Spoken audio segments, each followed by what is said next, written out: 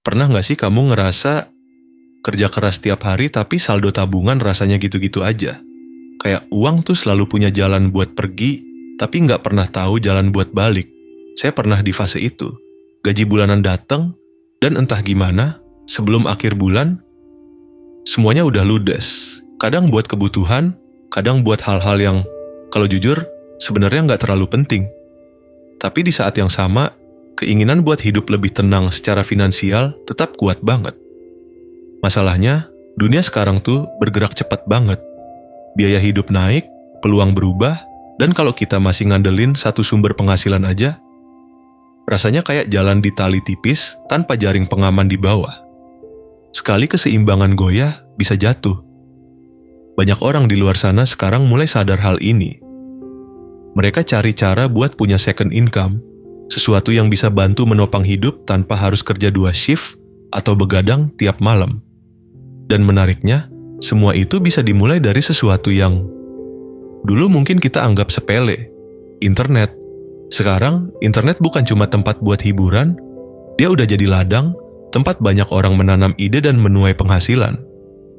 Dari yang cuma punya ponsel dan koneksi internet, sampai yang membangun bisnis digital beneran, semuanya punya peluang.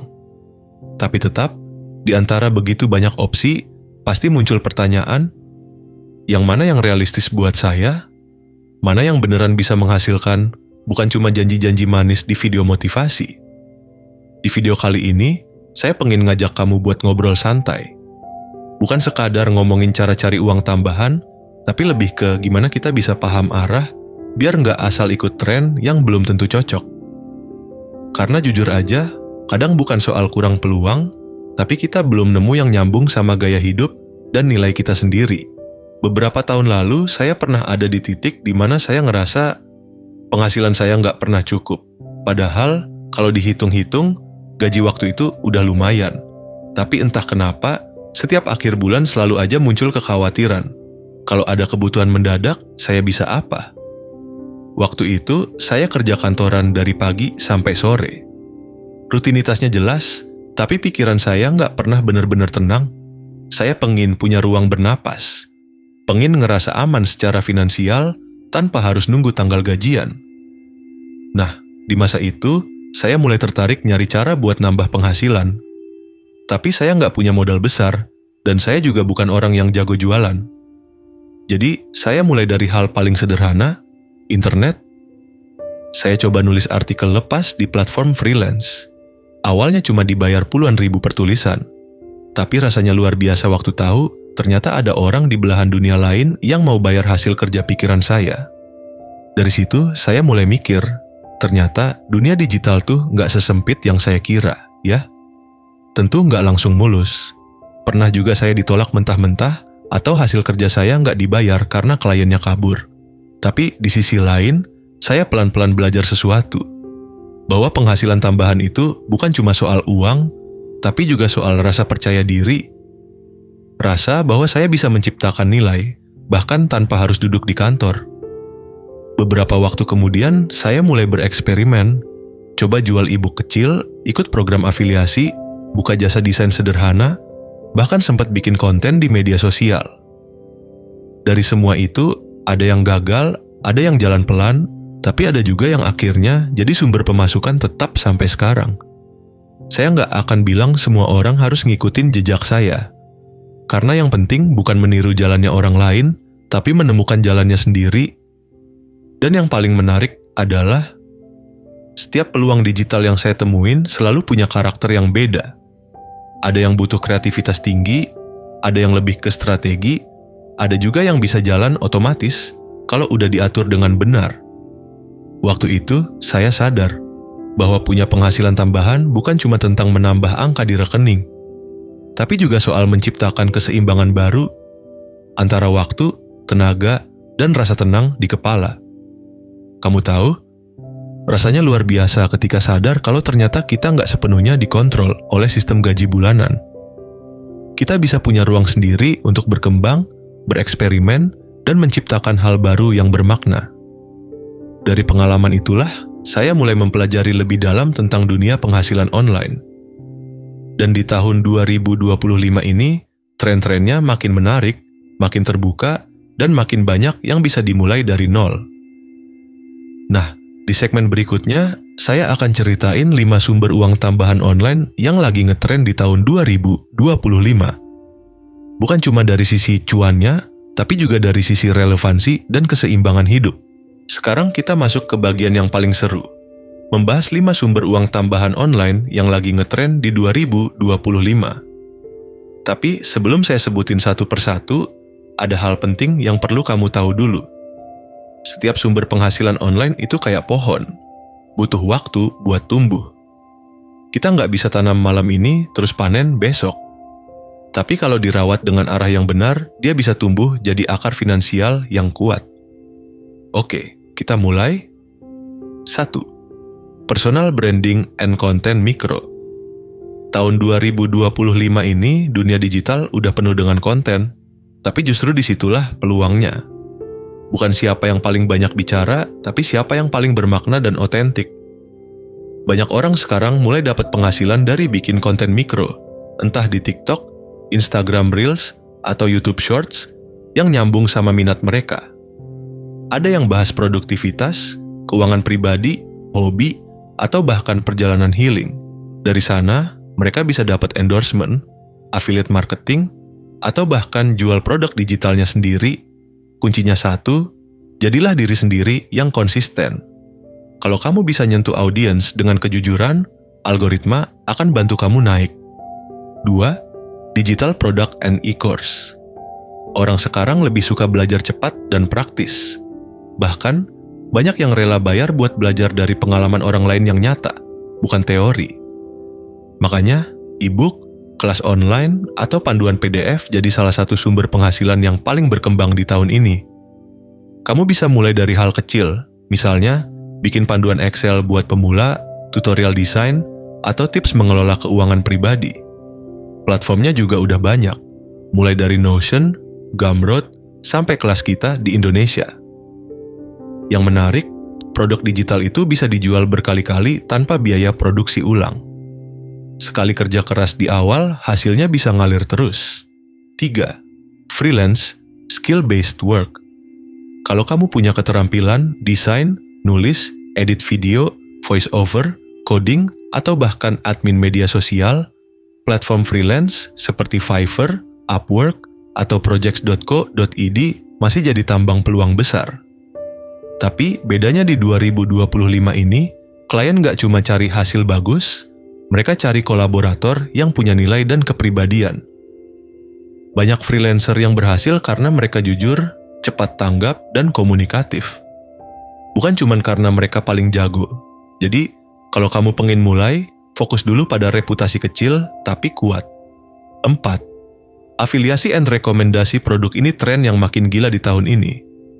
Dengan munculnya AI Shopping Assistant dan platform baru, banyak orang dapat penghasilan hanya dari merekomendasikan produk yang mereka suka. Kamu tinggal bikin konten review, lalu sisipkan link afiliasi. Kalau orang beli lewat link itu, kamu dapat komisi. Yang menarik, sekarang sistemnya makin transparan, dan banyak merek lokal yang buka program afiliasi mereka sendiri. Artinya, kamu nggak perlu jadi influencer besar, cukup jadi orang yang jujur dan dipercaya. 5. Investasi digital and aset kreatif. Kalau dulu orang cuma mikir investasi itu saham atau kripto, sekarang dunia digital punya arah baru, aset kreatif. Bisa berupa template Notion, preset Lightroom, desain PowerPoint, atau bahkan efek video, semuanya bisa dijual di marketplace digital. Dan kabar baiknya, tren ini makin tumbuh karena gaya kerja remote dan kreator ekonomi makin besar. Kita hidup di zaman di mana kreativitas pun bisa dimonetisasi tanpa batas fisik. Dari semua itu, saya belajar satu hal penting. Uang tambahan terbaik adalah yang selaras dengan hidup kamu. Kalau kamu suka berbagi, mungkin dunia konten cocok. Kalau kamu suka mengajar, coba produk digital atau kelas online. Kalau kamu suka tantangan dan kerja cepat, dunia freelance bisa jadi tempat berkembang. Jadi, bukan cuma soal mana yang paling menghasilkan, tapi mana yang paling nyambung dengan nilai dan ritme hidup kamu sendiri. Saya pengen ceritain tentang seseorang bernama Hendra. Dia bukan influencer besar, bukan juga orang yang lahir di keluarga kaya. Hendra hanyalah seorang karyawan biasa. Kerja di bagian administrasi di sebuah perusahaan logistik, gajinya pas-pasan, dan hidupnya, ya bisa dibilang stabil tapi datar. Setiap pagi dia berangkat kerja jam 7, pulang jam 5, lalu terjebak macet di perjalanan hampir 2 jam. Setiap hari rasanya sama, kerja, pulang, rebahan, nonton video YouTube, tidur, ulang lagi. Sampai suatu hari, Hendra sadar, ada rasa hampa yang tumbuh pelan-pelan. Waktu itu, dia nonton satu video tentang penghasilan pasif dan orang-orang yang bisa hidup lebih fleksibel karena punya sumber uang tambahan dari dunia digital. Bukan karena pengin kaya mendadak, tapi karena dia pengin punya kendali lebih atas hidupnya sendiri. Dan dari situlah semuanya mulai berubah. Hendra mulai dari sesuatu yang sederhana. Dia suka ngoprek Excel. Selama kerja di kantor, dia sering bantu rekan-rekan bikin rumus cepat, template laporan, dan dashboard sederhana.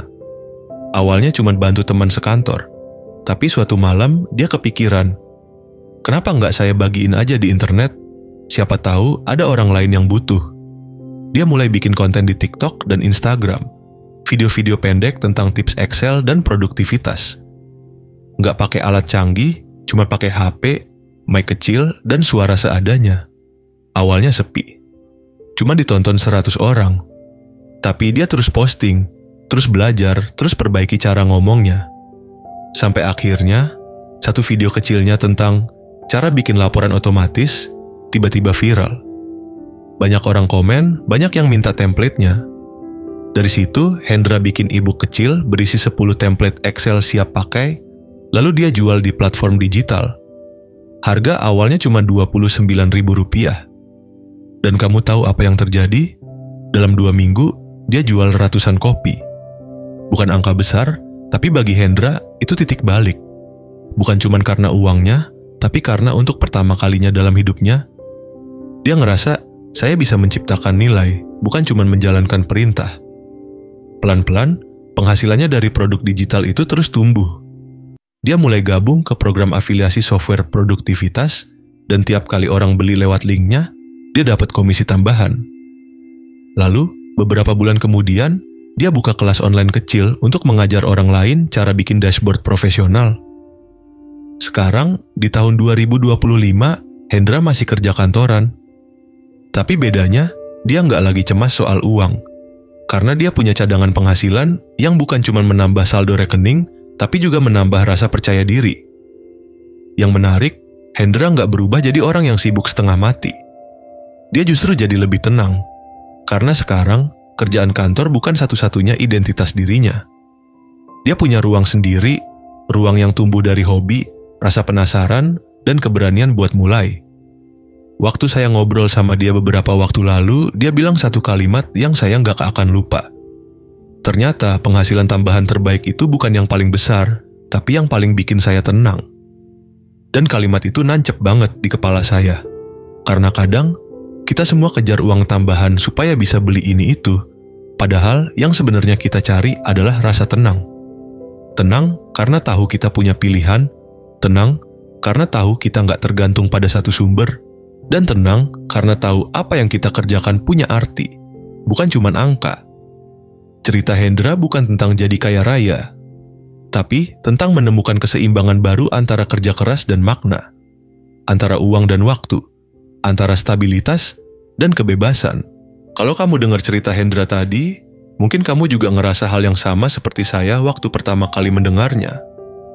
Ternyata, hidup bisa berubah cuma karena keberanian buat mulai dari hal kecil. Kadang, kita terlalu fokus nyari peluang yang besar, sampai lupa bahwa yang paling penting bukan seberapa besar peluang itu, tapi seberapa relevan dia dengan diri kita. Banyak orang yang akhirnya berhenti di tengah jalan bukan karena peluangnya jelek, tapi karena mereka milih jalan yang nggak cocok sama ritme hidup dan nilai yang mereka percaya. Sekarang, coba kamu tanya ke diri sendiri, apa yang sebenarnya kamu cari dari uang tambahan itu? Apakah cuma angka yang bertambah di rekening, atau rasa tenang saat bangun pagi tanpa beban pikiran soal tagihan? Apakah kamu pengin kebebasan waktu, atau pengin punya ruang buat berkarya tanpa tekanan? pertanyaan-pertanyaan itu penting banget, karena arah kita ditentukan oleh niat awalnya. Kalau niatnya cuma ikut tren, hasilnya juga bakal sementara. Tapi, kalau niatnya tumbuh dari kesadaran dan keinginan untuk meningkatkan kualitas hidup, hasilnya bisa jauh lebih bermakna. Saya percaya, di dalam diri kita semua ada potensi yang bisa jadi sumber penghasilan. Entah lewat kreativitas, empati, kemampuan berbagi, atau keahlian kecil yang sering kita anggap sepele. Masalahnya, kita sering meremehkan diri sendiri. Kita bilang, saya nggak bisa kayak mereka. Padahal yang mereka punya cuma satu hal lebih dulu. Mereka berani mencoba. Mungkin kamu sekarang lagi di fase bingung, kerjaan monoton, penghasilan pas-pasan, tapi hati kecilmu pengen lebih. Bukan lebih dalam arti tamak, tapi lebih dalam arti punya arah, punya makna. Kalau iya, mungkin ini saat yang tepat buat mulai melangkah pelan-pelan. Mulailah dari yang paling dekat sama dirimu. Kalau kamu suka nulis, mulai berbagi lewat tulisan. Kalau kamu suka bantu orang, mungkin cocok di bidang edukasi digital. Kalau kamu suka desain atau teknologi, dunia freelance terbuka lebar buat kamu. Gak usah langsung sempurna. Gak usah langsung viral, yang penting mulai. Karena dunia digital itu gak nunggu kamu siap. Dia akan terus berubah, dan yang bertahan bukan yang paling cepat, tapi yang paling konsisten. Bayangkan kalau kamu mulai sekarang. 3 bulan lagi, mungkin kamu udah punya pengalaman pertama. 6 bulan lagi, mungkin kamu mulai dapat hasil. Dan setahun dari sekarang, mungkin kamu bakal lihat ke belakang dan bilang, untung saya mulai waktu itu. Pada akhirnya, sumber uang tambahan online bukan cuma tentang angka yang bertambah di rekening, tapi tentang bagaimana kamu menemukan cara hidup yang lebih seimbang. Kamu nggak harus langsung punya bisnis digital besar. Nggak harus langsung viral, yang penting kamu tahu arahmu, kamu tahu kenapa kamu mulai. Lihat aja Hendra, dia nggak berubah jadi jutawan dalam semalam, tapi dia berubah jadi seseorang yang lebih tenang, berdaya, dan sadar akan nilainya sendiri. Dan itu, menurut saya, jauh lebih berharga daripada uang semata. Karena ketika kita punya penghasilan tambahan yang sesuai dengan diri kita juga sedang menambah rasa percaya diri, bukan cuma penghasilan. Kita belajar bahwa waktu, tenaga, dan ide yang kita miliki ternyata bisa menciptakan sesuatu yang bernilai, bukan cuma buat orang lain, tapi juga buat diri kita sendiri. Jadi, kalau kamu hari ini lagi bingung harus mulai dari mana, mulailah dari rasa penasaranmu. Mulai dari hal yang kamu bisa nikmati prosesnya. Dunia digital itu luas banget, dan selalu ada tempat buat orang yang mau belajar, konsisten, dan jujur sama dirinya sendiri. Dan siapa tahu, langkah kecilmu hari ini jadi awal dari perjalanan finansial yang lebih stabil, tenang, dan bermakna. Kalau kamu ngerasa video ini berguna, tolong bantu saya sebarkan ke lebih banyak orang dengan cara like, share, dan subscribe ke channel ini. Karena bisa jadi ada seseorang di luar sana yang butuh dengar pesan ini hari ini. Dan siapa tahu, dari satu video sederhana, kita bisa bantu satu orang menemukan jalan hidupnya yang baru. Terima kasih sudah nonton sampai akhir. Jaga keseimbanganmu, jaga semangatmu, dan seperti biasa, kita ketemu lagi di video berikutnya.